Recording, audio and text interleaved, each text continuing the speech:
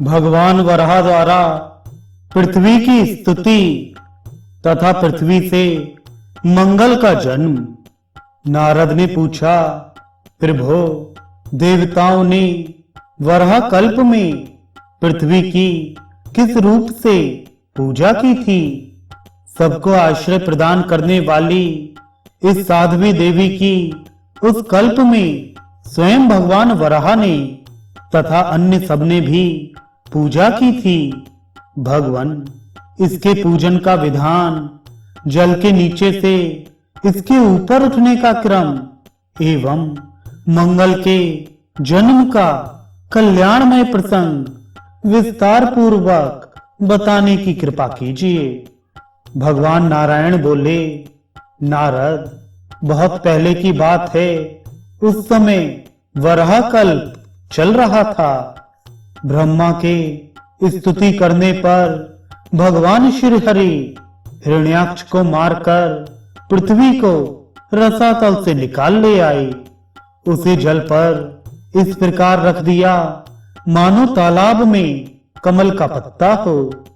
उसी पर ब्रह्मा ने संपूर्ण मनोहर विश्व की रचना की। पृथ्वी की अधिष्ठात्री एक परम सुंदरी देवी के रूप में थी।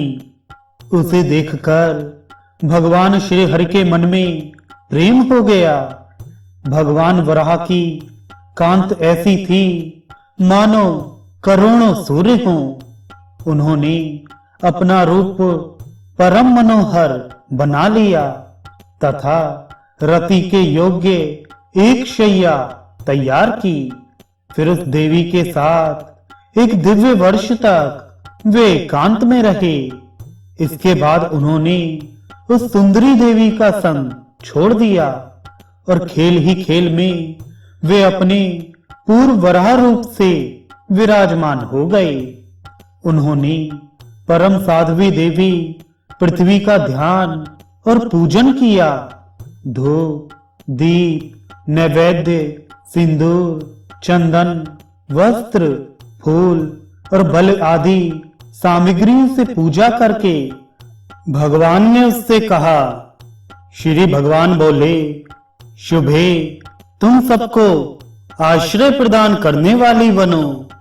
मुनि, मनु, देवता, सिद्ध और दानव आदि सबसे सुपूजित होकर तुम सुख पाओगी।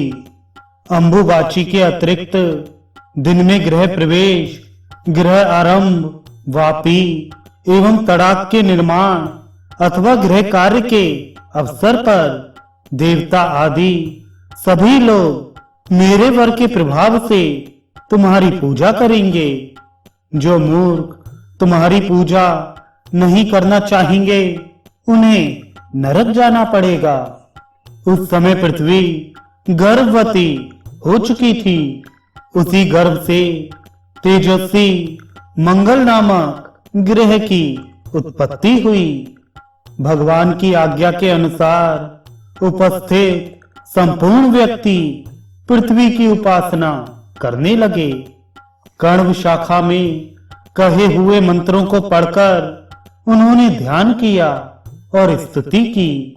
मूल मंत्र पढ़कर नैवेद्य अर्पण किया। यूं त्रिलोकी भर में पृथ्वी की पूजा और स्तुति होने लगी।